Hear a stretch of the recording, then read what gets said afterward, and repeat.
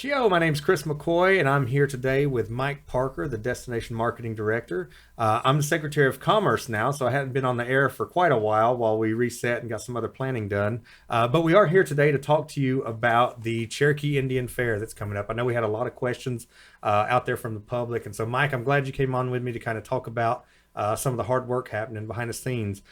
So with that, let's talk about that. What kind of work is happening behind the scenes to get this upcoming fair planned? Well, Chris, thank you for having me on to the broadcast.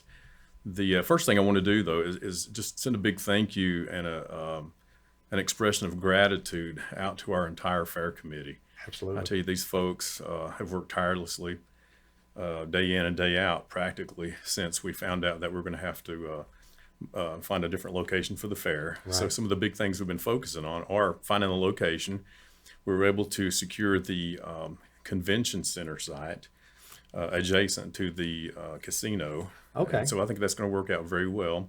And it actually allows for us to have a bigger carnival pad. So we're going to have a bigger, better carnival in terms of rides and that kind of thing. And the location for that will be in the lower parking lot that we identified up by the convention center, right outside the parking deck. Again, just want to thank the entire fair committee. It's been a thankless job. Right. There's been a lot of conjecture, a lot of questions, good questions, because we all live here. We're all in the same place. We all want the same thing. Right. And so, like in a normal planning season, how many months ahead are you starting to work on the fair? Typically, it kind of starts off slow, but year round basically. Okay. But this year, we've met weekly. We meet weekly now. It's been compressed for sure. Right. And in the past, we've met once a month, that kind of thing, because it's been sort of the same footprint, the same offerings, that kind of thing. Once we realized we had to change locations, what was some of the initial reaction from the fair committee? Safety. Why are we having to do this? Safety is the main thing. Right.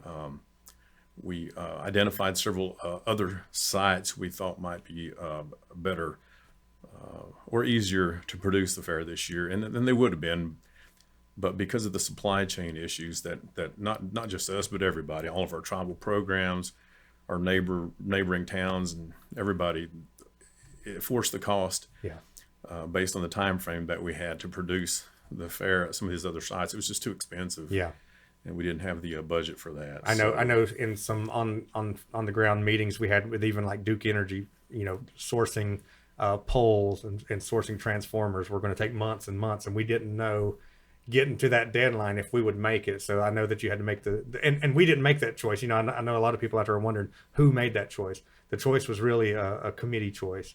And so we said, with all this in mind and with the planning so compressed, we have to make the choice that makes the most sense. And that was to move this to the convention center space. And when you mentioned safety, so how important has that been, and what kind of measures are we looking at? Well, the safety's been paramount. We're looking at since the carnival portion is going to be in the lower parking lot at the convention center site, we're going to be fencing that area in. Okay. And it's roughly 2 times the size of the current fairground offering, so Okay. we'll have a lot bigger space. We're going to beef up security. We're going to be hiring additional security teams to help monitor entry and access, and who gets in, who gets out, that kind of thing, as well as helping us monitor who goes into the convention center. Right. And to monitor who goes into our exhibit area, because we have that exhibit space. Right. On the ground floor of the convention center. That's where we'll house our exhibit hall and some of our days, like Okay, the Elders Day, the Veterans Day, that kind of thing. So.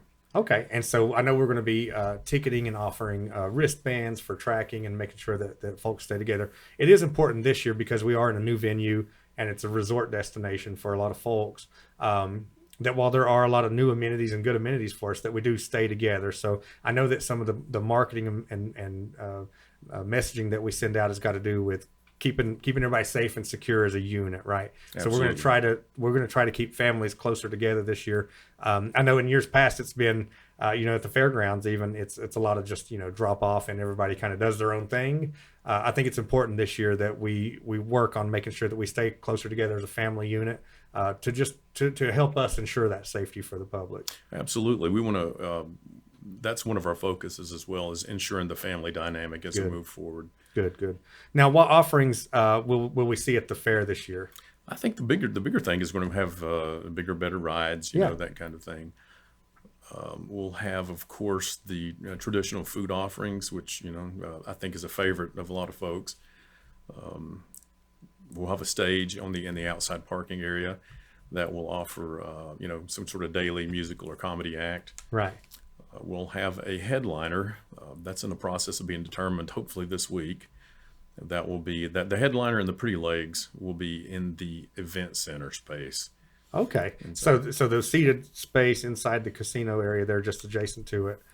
We'll have the headliner playing there. It's going to be a national act that everybody knows Right. and is aware of, but we haven't been able to release it yet because we're still waiting on that contract to be signed. Right. Well, and in addition to that, of course, we'll have our traditional and customary things. The stickball, they'll occur at the Unity Regional Youth Treatment Center field there, Okay. beside the BIA, as well as some of the games such as Chunky and Yeah. some other offerings. And I guess I'd heard earlier in some planning, we're looking at a lot of community involvement. It sounds like the communities are taking on the challenge of having a lot of extra stuff during the fair, during Community Day. I'm excited about what that is, and we'll release those schedules in the coming weeks as we lock those in and get it ready to go. What might be a little different this year? Just simply the logistics of the location. Okay.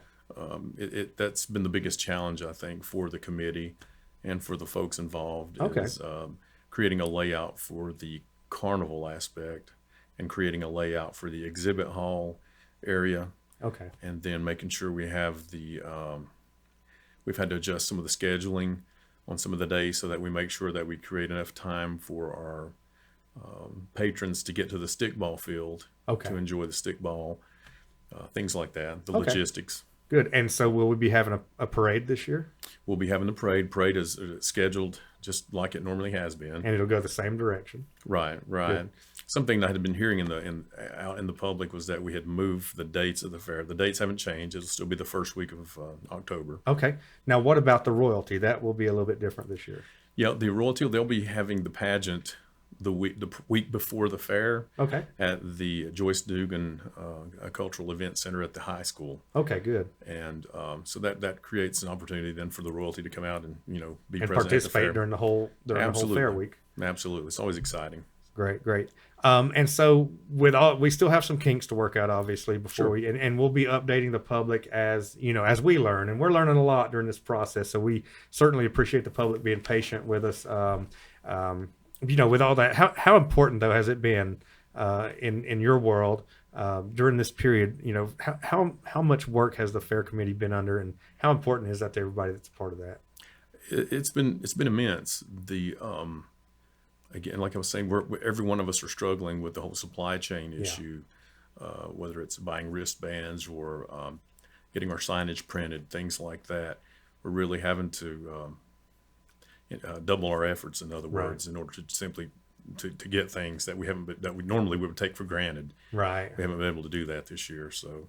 Good. And it's not just, I want to thank not just our committee, but the folks at the casino as well. Oh yeah, please, absolutely. The TCG's yeah. been working with us from day one. Absolutely. TGC, that's been a great relationship with them, and then everybody at the Harrah's security level, the construction levels, all those folks have been really responding to us on what we can do as far as being a partner with us on that. Right, and then plus the support we have received from tribal leadership too. Oh yeah, it hasn't been easy, I know, for those folks either. So what's difficult, what the public don't probably get to see every day, is that as an elected official, you really need to stay on the front end of communication channels of what's happening, what's changing, sure. And partly our fault. We've not been able to communicate that as well as we would like to with all the changes happening so quickly. But yeah, thank you to leadership, thank you to the public for being so patient with us as we kind of roll this out. I know we're going to stumble. There are going to be mistakes, but we're going to learn a lot from it. Absolutely. It's really been a team effort. And I do enjoy in the meetings seeing the camaraderie coming between people, the discussions, the seriousness in the decisions that are being made. And it is a group effort. No individual has made any of these efforts. It's really been a group. And so as we get information, we'll share it with the public. We certainly appreciate your time. And if you have any questions, if anybody out in the public has questions regarding the fair, please direct that to Mike Parker, Destination Marketing Director, so that he can answer those. We're going to continue to put PR out in the paper and through channels like this so that the folks can be aware of what we're doing. Absolutely. Well, I look forward to talking to you again very soon, Mike. Thank you, Chris. Thank you. We'll talk to you again soon. Datadog, huh? You?